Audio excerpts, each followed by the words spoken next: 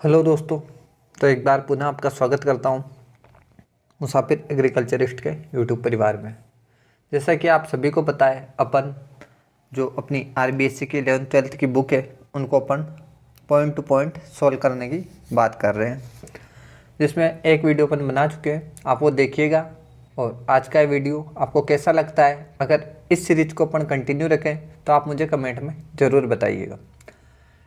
तो अपन आगे बढ़ते हैं बिना समय गवाए। तो अपन इस सीरीज में इंपॉर्टेंट पॉइंट की बात करेंगे एग्रोनॉमी के, ठीक है। जैसे मैंने मौसम एवं जलवायु वाला जो चैप्टर है 11th क्लास का, उसमें आपके ये कुछ क्वेश्चन दिए हुए हैं। तो मैंने इन क्वेश्चन को उसके जो चैप्टर है उसके अंदर कहाँ पर है तो साथ में मेंशन किया है। तो आप आंसर दीजिए। कुछ सिंपल क्वेश्चन भी आएंगे, कुछ अच्छी चीज़ें भी आएगी, तो आपको कुछ नई चीज़ें मिलेगी कुल मिला के। जलवायु शब्द की उत्पत्ति किस भाषा शब्द से हुई? ग्रीक, लैटिन, अरेबिक या नॉन ऑफ दिच? तो कौन सा है? जलवायु क्लाइमेट क्लाइमा शब्द से बना है। क्लाइमा किस भाषा का है? तो क्लाइमा है ग्रीक भाषा का। ठीक है दोस्त, आगे बढ़ते हैं। तो ये अपन देखते हैं, ये आपकी 11th की मौसम और जलवायु चैप्टर का वहाँ से लिया गया स्क्रीनशॉट है। तो इसमें अपने को दे रखा है कि जलवायु क्लाइमेट शब्द की उत्पत्ति किस भाषा के शब्द से हुई है? ग्रीक भाषा के। ठीक है, देख पा रहे हो, भाषा के शब्द क्लाइमा से हुई। आपसे पूछ लिया जाए किस शब्द से हुई, क्लाइमा से हुई या किसी और ऑप्शन में दे दे, तो आपको ध्यान रखना है क्लाइमा। सामान्यतः ये दो शब्दों जलवायु जल और वायु से मिलकर बना है। बिल्कुल सर, समावेश से बना है।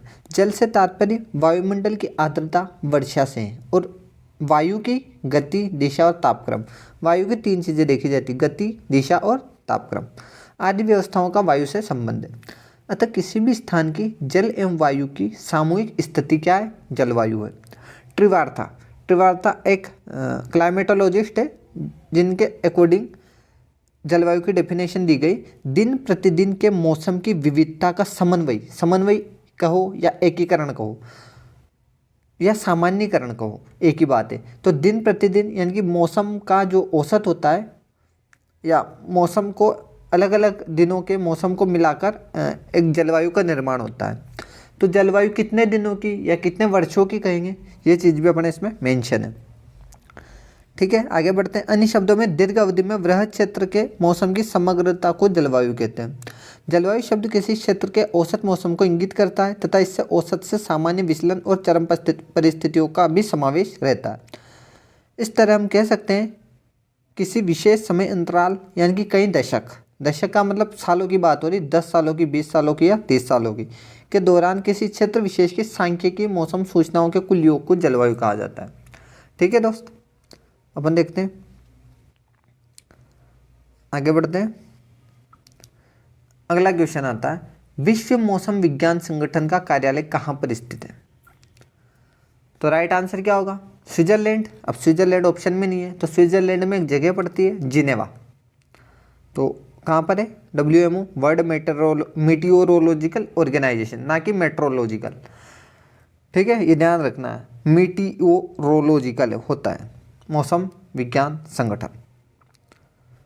आगे बढ़े, ये तो इसमें दिया हुआ है कि जलवायु का निर्माण कुछ दिनों या कुछ वर्षों का योग नहीं बल्कि जिनेवा स्विट्जरलैंड स्थित, ये दे दिया ना इसने, विश्व मौसम विज्ञान दिवस कहाँ है? जिनेवा स्विट्जरलैंड में एक संगठन है जिसने जलवायु के लिए 31 वर्षों की अवधि के मौसम के औसत को उपयुक्त समझा है। ठीक है, यानी कि कितने वर्षों का? 31 वर्षों की अवधि का जो मौसम होता है उसका औसत जलवायु कहलाता है।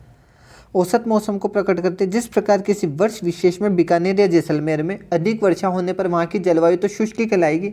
आपको पता है पश्चिमी राजस्थान की जो जलवायु है वह शुष्क जलवायु कहलाती है, लेकिन वहाँ अवधि विशेष यानी कि अगर मौसम है वहाँ पर वर्षा ऋतु का, तो उस टाइम अपन उसको थोड़ा आर्द्र मौसम कह सकते हैं।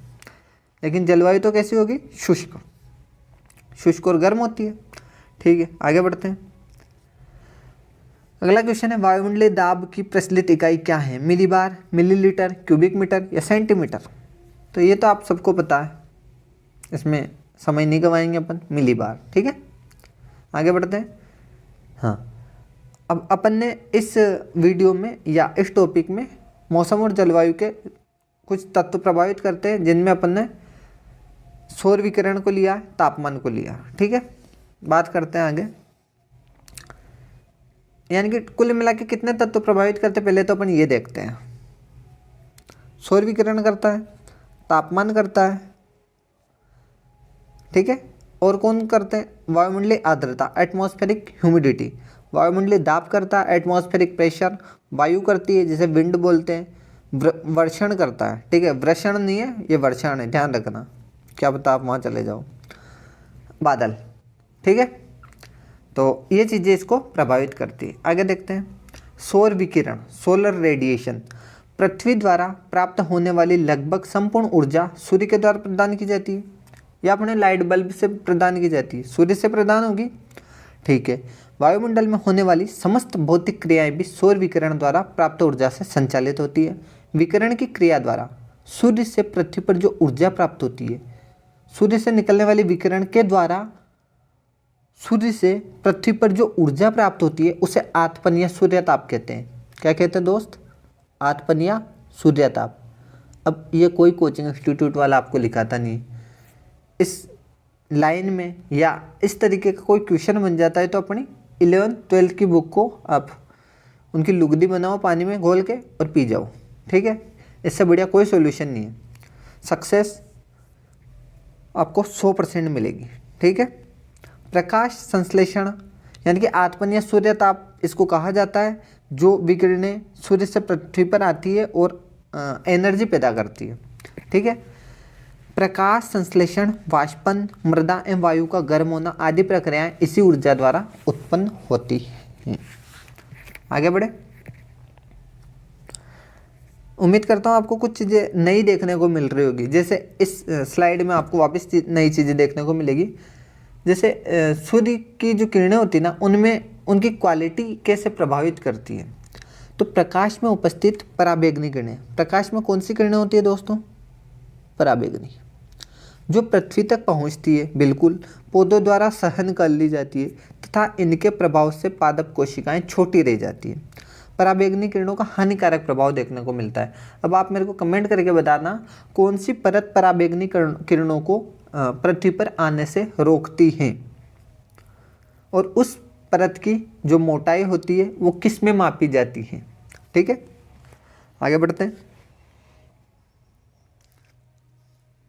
पौधों द्वारा सहन कर ली जाती है तथा इनके प्रभाव से पादप कोशिकाएं छोटी रह जाती है, इनकी वृद्धि रुक जाती है। ये किरणें बीज अंकुरण एवं इनके प्रभावी विकास को भी प्रभावित करती है। किसको करती है, बीज अंकुरण को प्रभावित करती है, बिल्कुल, और इनके विकास को, डेवलपमेंट को भी इफेक्ट करती है। अनाज वाले पौधों में फूटान, टेलर के निर्माण, टेलर जो फूटान होती है, टेलरिंग स्टेज होती है, धान में होती है। पत्तियों के आकार, जड़ विकास भी प्रकाश से प्रभावित होते हैं। प्रकाश की लाल रंग की किरणें, देख रहे हो दोस्तों, किस रंग की किरणें, लाल रंग की किरणें प्रकाश संश्लेषण को एवं अंकुरण क्रिया को सर्वाधिक प्रोन्नत यानी कि बढ़ाती है, जबकि दीर्घीकरण को रोकती है। दीर्घीकरण क्या होता है, यानी कि फसल पक रही है तो पकने में ज़्यादा टाइम लगेगा। अगर उसमें से जो पराबैंगनी किरणें हैं उनमें लाल रंग की किरणें ज़्यादा है, ठीक है, तो फसल जल्दी पक जाएगी, जल्दी पककर तैयार हो जाती है। तो ये दीर्घीकरण को रोकती है और किसको, प्रकाश संश्लेषण को और अंकुरण को बढ़ाती है। जबकि हरी और नीली विकिरण बीज अंकुरण की क्रिया में अवरोध उत्पन्न करती है। ठीक है दोस्त, ये ध्यान रखना है, अवरोध उत्पन्न कौन सी करती है, हरी और नीली, बढ़ाती कौन है, लाल रंग की किरणें। कुछ नई चीजें देखने को मिल रही है। अगला जो पॉइंट आता है अपना, प्रकाश की तीव्रता। इससे विप्राय प्रकाश की मात्रा चमक से जो प्रकाश संश्लेषण के माध्यम से पादप वृद्धि को प्रभावित करती है। अधिकतम प्रकाश तीव्रता जहाँ पर पौधों की श्वसन दर एवं प्रकाश संश्लेषण दर समान रहती है, जहाँ पर, क्या कहना चाह रहा है, अब ध्यान दीजिएगा दोस्त, पौधों की श्वसन दर और प्रकाश संश्लेषण दर बराबर होती है, समान होती है, वो क्या कहलाता है, प्रकाश क्षतिपूर्ति बिंदु कहलाता है। ठीक है, तो आपसे पूछ लिया जाए प्रकाश क्षतिपूर्ति बिंदु क्या है, तो वह बिंदु जहाँ पर अधिकतम प्रकाश की तीव्रता से पौधे की श्वसन दर और प्रकाश संश्लेषण दर बराबर हो। प्रकाश क्षतिपूर्ति बिंदु कहलाएगा। अधिक तापमान पर यह बिंदु भी अधिक होता है। अगला पॉइंट आता है प्रकाश की अवधि। क्या ड्यूरेशन ऑफ लाइट प्रभावित करती है? बिल्कुल करती है। तो फसल विकास की प्रक्रियाएं जैसे पर्ण उत्पादन दर, पर्ण उत्पादन दर, पुष्पन, फलन आदि दिन की लंबाई या प्रकाश की अवधि से प्रभावित होते हैं। दिन की लंबाई या प्रकाश की अवधि, ठीक है। दिन में प्रकाश की अवधि, जो दिन की प्रकाश की अवधि होती है ना, उसे फोटो पीरियोडिज्म के रूप में जानते हैं। तथा रात में अंधकार की अवधि कई फसलों या पौधों में पुष्पन के समय को प्रभावित करती है। दिन और रात दोनों का टाइम की अवधि पुष्पन और फलन को प्रभावित करेगी। लेकिन जो अपन फोटो पीरियोडिज्म कहेंगे ना, उसमें सिर्फ दिन में प्रकाश की अवधि को ही कंसिडर्ड किया जाता है। कैसे? तो अब आगे समझना। पौधों की दिन के प्रकाश की अवधि के प्रति इस अनुक्रिया को प्रदीप्तिकालिकता कहते हैं, ठीक है। इसने रात वाली अवधि को काउंट नहीं किया इसमें। पौधों के दिन के प्रकाश की अवधि के प्रति इस अनुक्रिया को प्रदीप्तिकालिकता कहते हैं। आगे बढ़े। अब प्रदीप्तिकालिकता या फोटो पीरियोडिज्म के आधार पर जो प्लांट है, इनको 4 भागों में बांटा गया। कौन कौन से? आप एलडीपी पढ़ते हो, आप एसडीपी पढ़ते हो और आप डीएनपी पढ़ते हो। लेकिन एक और नए टाइप का प्लांट आएगा, उसकी बात अपन करेंगे। पहला प्लांट आता अपना एसडीपी, शॉर्ट डे प्लांट, जिन्हें लघु दिवस या अल्प प्रकाशपेक्षी पादप कहते हैं। इसमें एक और नई टर्म है, तो इसको भी आप ध्यान रखना, शुरू से पढ़ो इसको। पौधों में पुष्पन के लिए दिन के प्रकाश एवं रात्रि के अंधकार की एक विशेष लंबाई आवश्यक होती है, जिसे क्रांतिक दिवस अवधि कहते हैं, ठीक है। क्रांतिक दिवस यानी कि क्रिटिकल डे लेंथ किसे कहेंगे? दिन के प्रकाश एवं रात्रि के अंधकार की एक विशेष अवधि, ठीक है।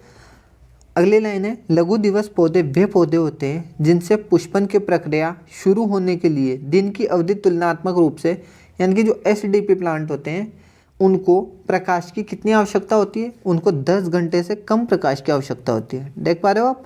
10 घंटे से कम प्रकाश की आवश्यकता होती है। और इन्हें अधिक प्रकाश की अवधि मिलती है तो पौधों में कायिक वृद्धि यानी कि वेजिटेटिव ग्रोथ अधिक होने लगती है।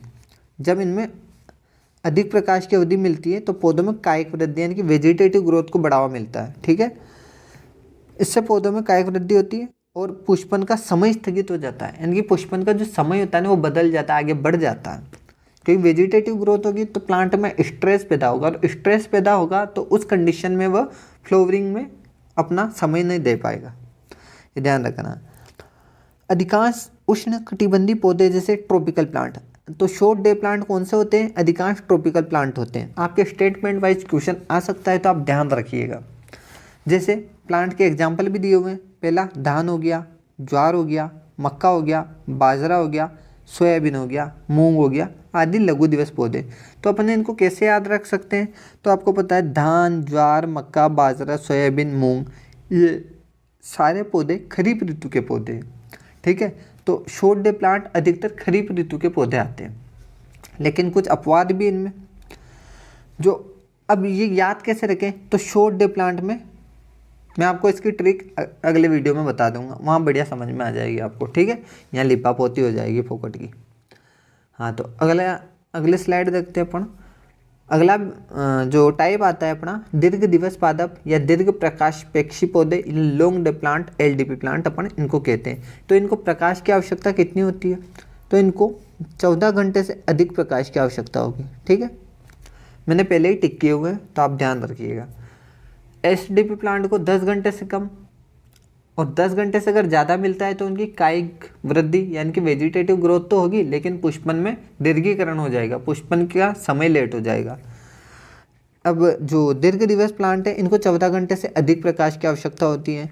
इन पौधों को जब कम प्रकाश अवधि वाले दिन मिलते हैं तो पुष्पन को स्थगित करके कायिक वृद्धि अधिक कर लेते हैं। जब इनको कम प्रकाश मिलता है तो ये क्या करते हैं? कायिक वृद्धि अधिक करते हैं, लेकिन ये भी पुष्पन को स्थगित कर देते हैं। मुख्यतः शीत कटिबंधीय पौधे यानी कि टेम्परेट जो प्लांट होते हैं वो एलडीपी प्लांट होते हैं। जैसे एग्जांपल के तौर पर गेहूं हो गया, जौ हो गया, जई, आलू, चुकंदर आदि इस वर्ग में आते हैं। अब ये सारे रबी के प्लांट हैं, तो आप ध्यान रख सकते हो मोस्ट ऑफ रबी के प्लांट एलडीपी प्लांट होते हैं, मोस्ट ऑफ। सारे नहीं। अगला क्वेश्चन है दोस्त, मध्यवर्ती प्रदीप्तिकालिक पौधे में पुष्पन के लिए प्रकाश अवधि आवश्यक होती है। तो अपन तो ये दो अभी पढ़े अपन ने, दो टाइप और बाकी है। मध्यवर्ती प्रदीप्तिकालिक पौधे में पुष्पन के लिए प्रकाश अवधि आवश्यक होती है कितनी? तो इसका राइट आंसर जो अपनी 11th की बुक में मेंशन है वो है 12 से 14 घंटे। कैसे, अपन पढ़ते हैं इसको। मध्यवर्ती प्रदीप्तिकालिक पौधे यानी कि इंटरमीडिएट डे प्लांट, इस श्रेणी के पौधों में पुष्पन की प्रक्रिया एक निश्चित प्रकाश की अवधि यानी कि 12 से 14 घंटे प्राप्त होने पर ही होती है। समझ पा रहे हो आप इस चीज़ को? 10 घंटे से कम तो SDP, 14 घंटे से अधिक तो LDP, लेकिन अगर 12 से 14 घंटे मिलेगा तो ही प्लांट की ग्रोथ होगी। तो इसका एग्जाम्पल भी इम्पोर्टेंट है और इससे रिलेटेड एक इंस्टीट्यूट है वो भी इम्पोर्टेंट है। ठीक है, तो अपन ध्यान रखिएगा 12 से 14 घंटे प्रकाश की इनको आवश्यकता होती है। इंटरमीडिएट डे प्लांट इनको कहा जाता है। इससे कम होने पर इनकी वृद्धि रुक जाती है। जैसे गन्ने में 12 से कम या 14 से अधिक घंटे की प्रकाश अवधि प्राप्त होने पर पुष्पन की प्रक्रिया, पुष्पन को क्या बोलते हैं? एरो। तो एरोइंग की जो प्रोसेस होती है, पुष्प आने की क्रिया एरोइंग कहलाती है और उसका पुष्पक्रम एरो कहलाता है। तो उसका पुष्पन की प्रक्रिया उसमें प्रारंभ भी नहीं होती। इस कारण से गन्ने में किस्म विकास के कार्य के लिए जो गन्ना प्रजनन संस्थान, यह पूछा जाता है कि शुगर केन ब्रीडिंग इंस्टीट्यूट की स्थापना कहाँ की गई? तो कोयम्बटूर तमिलनाडु में। वहीं क्यों की गई? क्योंकि वहाँ प्रकाश की जो अवधि होती है ना वो 12 से 14 घंटे के मध्य ही रहती है। इसलिए वहाँ आप गन्ने से रिलेटेड जो भी वैरायटियाँ डेवलप की जाती है उनके लिए आप बेटर इन्वायरमेंट प्रोवाइड करवा सकते हो। ठीक है, तो आपको ध्यान रखना है। पहला, इस स्लाइड से अपने 3 क्वेश्चन बन सकते हैं कि जो मध्यवर्ती प्रदीप्तिकालिक पौधे उनके लिए कितना प्रकाश चाहिए। ये क्वेश्चन अपन ने देख ही लिया है, ये वाला क्वेश्चन रहा। ठीक है, तो 12 से 14 घंटे। इसमें अगला क्वेश्चन बन सकता है कि इसका एग्जाम्पल क्या है। तो एग्जाम्पल क्या हो जाएगा दोस्त अपना इसका एग्जाम्पल हो जाएगा गन्ना। ठीक है, ध्यान रखना, शुगर केन। अगला क्वेश्चन बन सकता है शुगर केन ब्रीडिंग इंस्टीट्यूट की स्थापना कहाँ की गई? तो कोयम्बटूर तमिलनाडु में। अगर स्टेटमेंट वाइज बनाए तो प्रकाश की अवधि वहाँ पर 12 से 14 घंटे के मध्य रहती है, इसलिए वहाँ पर की गई है ताकि वेराइटी डेवलपमेंट में ईजी हो जाए। ये अगला क्वेश्चन आएगी अपना, मध्यवर्ती प्रदीप्तिकालिक पौधे का उदाहरण है कौन सा है? तो अभी पढ़ चुके अपन, गन्ना है। अब तो गलत नहीं करेंगे। आप बताओ मेरे को मक्का कौन सा है? कौन सा हो जाएगा मक्का? LDP या SDP? तो ये हो जाएगा SDP, शॉर्ट डे प्लांट। क्यों? क्योंकि रबी का पौधा है। गेहूं कैसा हो जाएगा? ये जो मक्का है इसको किसी बुक में आपको अलग अलग जगह देखोगे आपको, तो किसी जगह इसको SDP दे रखा है, किसी जगह इसको DNP प्लांट में कंसिडर्ड किया जाता है, लेकिन अपनी 11th की बुक में SDP प्लांट के रूप में मेंशन है। तो ध्यान रखना। गेहूं कैसा हो जाएगा दोस्तों? ये LDP हो जाएगा, रबी का प्लांट है।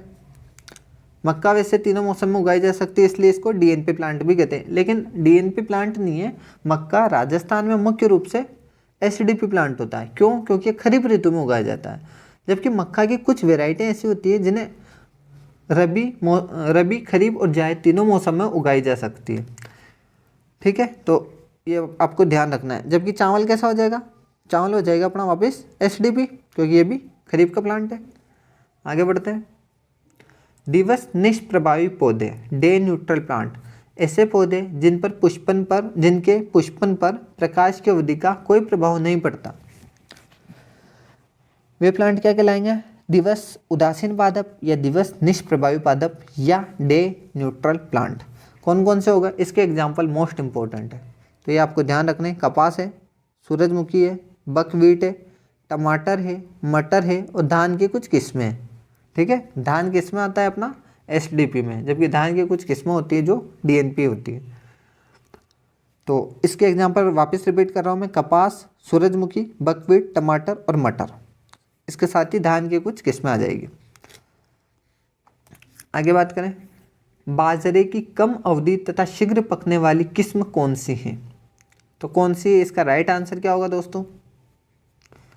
इसका राइट आंसर है अपना HHB 67। अब ये क्वेश्चन डायरेक्टली उठा लिए जाते हैं, तो आप ध्यान रखिएगा। आप कोचिंगों के भरोसे कुछ चीज़ें छोड़ देते हो क्योंकि एग्जामिनर डायरेक्ट सुल्तानों की सल्तनत से उठा लेता है, तो आपको सुल्तानों की सल्तनत का मतलब 11th-12th की बुकें पढ़नी ही पड़ेगी। ठीक है, ये मैंने यहाँ पे मेंशन किया है। यहाँ पे क्या पूछा गया अपना, बाजरे की कम अवधि तथा शीघ्र पकने वाली किस्म कौन सी है। ठीक है, तो कौन सी है, कम अवधि वाली या शीघ्र पकने वाली, ये कम अवधि वाली, शीघ्र पकने वाली, कम वानस्पतिक वृद्धि करने वाली और कम जल मांग वाली प्रतिरोधी किस्में होनी चाहिए। किसके लिए होनी चाहिए, जहाँ पर सूखा पड़ने की संभावना हो, जहाँ पर वर्षा कम होती हो, या मरुस्थल की बात करें तो वहाँ पर कम अवधि की फसलें हो जिससे जल्दी तैयार हो जाए, शीघ्र पकने वाली हो, उनकी वानस्पतिक वृद्धि कम हो और उनकी जल मांग भी कम हो। तो कौन सी, बाजरा की कौन कौन सी किस्में, HHB 67, ये अपना राइट आंसर गया दोस्तों। ये क्वेश्चन देखा अपन ने, और इसमें कोई सा भी ऑप्शन मैच नहीं हो रहा है। RH भी 171 इसमें है ही नहीं, RH भी 177 है। ठीक है, और RH भी 173 है। लेकिन ये जो इम्पोर्टेंट किस्म है ये आपको ध्यान रखना है, HHB 67 बाजरे की जो कम अवधि वाली शीघ्र पकने वाली किस्म है, या यूँ कहे अनावृष्टि वाले क्षेत्रों में या सूखे क्षेत्रों में अपनाई जाती है। दूसरी किस्म कौन सी हो गई, RH भी 177, सॉरी, दूसरी किस्म होगी अपनी RH भी 177। तीसरी होगी ICMH 356। ठीक है, अब बात करें अपन ज्वार की किस्में कौन सी हो गई। अब बाजरा का क्वेश्चन भी दिया हुआ है और मुझे ध्यान है किसी एग्जाम में पूछा भी गया है, तो अब आपको ध्यान रखना है ज्वार, मोठ, तिल और ग्वार, इनकी किस्में पूछी जा सकती हैं। तो ज्वार की शीघ्र पकने वाली किस्में कौन सी हो गई, CSH1, ये संकर किस्म भी मानी जाती है ज्वार की, और CSH5। मोठ की RMO 40, मोठ की ये किस्म भी पूछे गई कि RMO 40 किसकी किस्म है, तो ये आपको ध्यान देना है, RMO 257। इसके अलावा तिल की RT 46, RT 127। ठीक है, और ग्वार की, ग्वार का साइंटिफिक नेम क्या होता है, साइमोप्सिस टेट्रागोनालोबा। तिल का क्या होता है, सिसेमम इंडिकम। और मोठ का क्या होता है, विग्ना अंगुइकुल्टा। मोठ का आप कमेंट करके बताइएगा। ठीक है, विग्ना अंगुइकुल्टा। ज्वार का क्या होता है, सोरगम बाइकलर। और बाजरा का क्या होता है, पेनिसिटम ग्लूकम। ज्वार की किस्में कौन सी हो गई, RJC 936, RJC 1003। तो आपको ये ध्यान रखना है। आगे बढ़े, पाला रोधी फसलें एवं किस्में, पाला पड़ने की संभावना वाले क्षेत्रों में पाला रोधी फसलें एवं किस्में अपनाकर पाला रोधी किस्में कौन सी हो गई, तो पाला रोधी किस्में हो जाती है अपनी सरसों, चना एवं टमाटर आदि के स्थान पर, यानी कि सोलेनेसी क्रॉप जो होती है इनमें पाला पड़ने की संभावना ज़्यादा होती है। इसी के साथ क्रूसीफेरी में सरसों आ जाता है और लेग्यूमिनेसी में चना आ जाता है। तो इनके स्थान पर कौन सी फसलें उगाई जाए, गेहूँ उगाओ, जौ उगाओ, जय उगाओ। आपको पता है कि श्री गंगानगर में पाले से सर्वाधिक, यानी कि पाले का नहीं कहेंगे पर मावट से सर्वाधिक प्रभावित फसल कौन सी है, तो गेहूं है। तो मावट को अपन क्या कहते हैं, गोल्डन ड्रॉप्स। तो पाला सहनशील फसलें भी कौन सी हो जाएगी, गेहूं, जौ और जई। जबकि सरसों, चना में, टमाटर में पाले का प्रकोप देखने को मिलता है, तो आप इनको अवॉइड करें। ठीक है, आदि फसलों की बुआई कर पाले के प्रकोप को कम कर सकते हैं। इस प्रकार चने की, अब आपसे पूछा जा सकता है पाला रोधी किस्में कौन सी है, तो ध्यान दीजिएगा कौन कौन सी किस्में अपन बात करें इनकी। तो चने की पूसा 212, चने की पूसा 212 पाला रोधी किस्में। तोरिया की भवानी, कौन सी किस्में, भवानी। और आलू की कोपरी शीतमान और कोपरी देवा। ठीक है, कोपरी शीतमान और कोपरी देवा आलू की किस्में पाला रोधी किस्में। अधिकतम तापमापी पर कितने सेल्सियस पैमाने पर मात्रक अंकित रहते हैं, तो इसकी जो अधिकतम तापमापी, न्यूनतम तापमापी, शुष्क बल्ब तापमापी और आर्द्र बल्ब तापमापी, इन चारों की बात अपन पिछली क्लास में कर चुके हैं। तो मैं आपको डायरेक्ट आंसर बताता हूँ, -35 से +55 डिग्री सेंटीग्रेड ये अधिकतम तापमापी पर अंकित होता है। तो आप बताओ न्यूनतम तापमापी पर कितना होगा, न्यूनतम तापमापी पर इतना होगा, कितना, आप देख पा रहे हो इस वीडियो में बराबर इस स्लाइड पर अधिकतम तापमापी दे रखा है, तो ये -35 है। कितना है दोस्तों, -35 से +50, यानी कि -35 से +50। इसमें देख रहे हो आप 40 है तो -40 से +50, सिर्फ -5 का डिफरेंस है न्यूनतम तापमापी में, तो आपको ध्यान रखना है दोनों का। क्लियर। आगे बढ़े तो वायु दिक्सूचक यंत्र विंड वेन क्या मेजर करता है? तो ये बहुत सी बार पूछा गया है। वायु के बहने की दिशा। और एनीमोमीटर क्या मेजर करता है? वायु की गति को मेजर करता है एनीमोमीटर। और वायु दिक्सूचक यंत्र यानी कि विंड वेन वायु के बहने की दिशा को मेजर करता है। अब आज की वीडियो में इतनी ही बात करेंगे। अब बात करेंगे नेक्स्ट वीडियो में कुछ नए पॉइंट्स के साथ में जो आपके एग्जाम की दृष्टि से इम्पोर्टेंट होंगे। उम्मीद करता हूँ आपको समझ में आया होगा। अगर आपको क्लास अच्छी लगती है तो एक लाइक, एक कमेंट और एक शेयर ज़रूर कीजिएगा। तब तक के लिए बने रहिए, पढ़ते रहिए, मस्त रहिए, स्वस्थ रहिए। धन्यवाद।